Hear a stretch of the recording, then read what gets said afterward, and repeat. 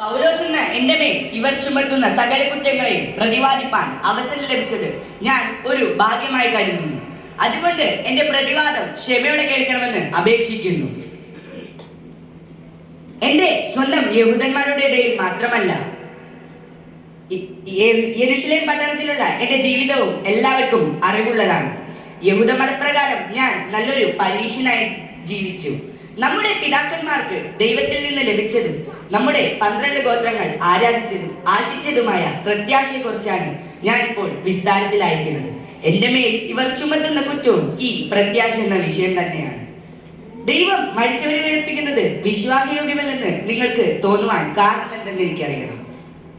നസ്രയനായ യേശുവിന്റെ നാമത്തിന് വിരോധമായി പലതും പ്രവർത്തിക്കണമെന്ന് ചിന്തിച്ചു എന്നത് സത്യമാണ്.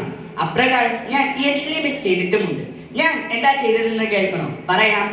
മഹാപുരോഹിതന്മാരുടെ കയ്യിൽ നിന്ന് അധികാരപത്രം വാങ്ങി വിശുദ്ധന്മാരിൽ പലവരെയും തടവിലാക്കി. അവരെ ഒന്നൊന്നായി കൊല്ലുവാൻ സമ്മതം കൊടുത്തു. അവരെ പള്ളികളിൽ ചെന്ന് ദണ്ഡിപ്പിച്ചു. ദൂഷണം പറയുവാൻ നിർബന്ധിച്ചു. ഒരു ഭ്രാന്തനെ പോലെ ഞാൻ അവരെ ഉപദ്രവിച്ചു. ഇങ്ങനെ വിശുദ്ധന്മാരുടെ ചോര കൊതിച്ച് ഓടി നടക്കുമ്പോഴാണ് എന്റെ ജീവിതത്തെ അടിമുടി മാറ്റിയ ഒരു പ്രത്യേക സംഭവം ഉണ്ടായത്. ഒരു ദിവസം ഡെമസ്കോസിലേക്ക് യാത്ര ചെയ്യുകയായിരുന്നു. മഹാപുരോഹിതന്റെ അധികാരപത്രം കയ്യിൽ പിടിച്ചുകൊണ്ടായിരുന്നു യാത്ര. രാജാവേ, അതൊരു നട്ടുച്ച സമയമായിരുന്നു. ഡെമസ്കോസ് പട്ടണവാതിക്കൽ എത്താറായപ്പോൾ ആകാശത്തിൽ നിന്ന് വലിയൊരു വെളിച്ചമെന്ന് പറഞ്ഞാൽ സൂര്യന്റെ പ്രകാശത്തെക്കാൾ വലിയൊരു വെളിച്ചം. അതിന്റെ അത്യുജ്വല പ്രഭയാൽ ഞാൻ മാത്രമല്ല, എന്റെ കൂടെ വന്നവർ എല്ലാം നിലത്ത് വീണു. അപ്പോൾ എബ്രായ ഭാഷയിൽ ഞാൻ ഒരു ശബ്ദം കേട്ടു. സത്യം പറഞ്ഞാൽ ഞെട്ടിപ്പോയി. ഞാൻ കേട്ട ശബ്ദം എന്തെന്നറിയണ്ടേ? ശ്രദ്ധിച്ചു കേൾക്കുക. ശൗലേ, ശൗലേ, നീ എന്നെ ഉപദ്രവിക്കുന്നത് എന്ത്? മുള്ളിനെ ഉദയ്ക്കുന്നത് നിനക്ക് വിഫലമാണ്. ഈ പരിചയമില്ലാത്ത ശബ്ദം കേട്ടപ്പോൾ ഞാൻ ചോദിച്ചു, നീ ആരാകുന്നു കർത്താവേ? അപ്പോൾ എനിക്ക് ലഭിച്ച ഉത്തരം, നീ ഉപദ്രവിക്കുന്ന അതേ യേശു തന്നെയാകുന്നു ഞാൻ. പിന്നീട് എന്നോട് എണീറ്റ് നിൽക്കുവാൻ പറഞ്ഞു.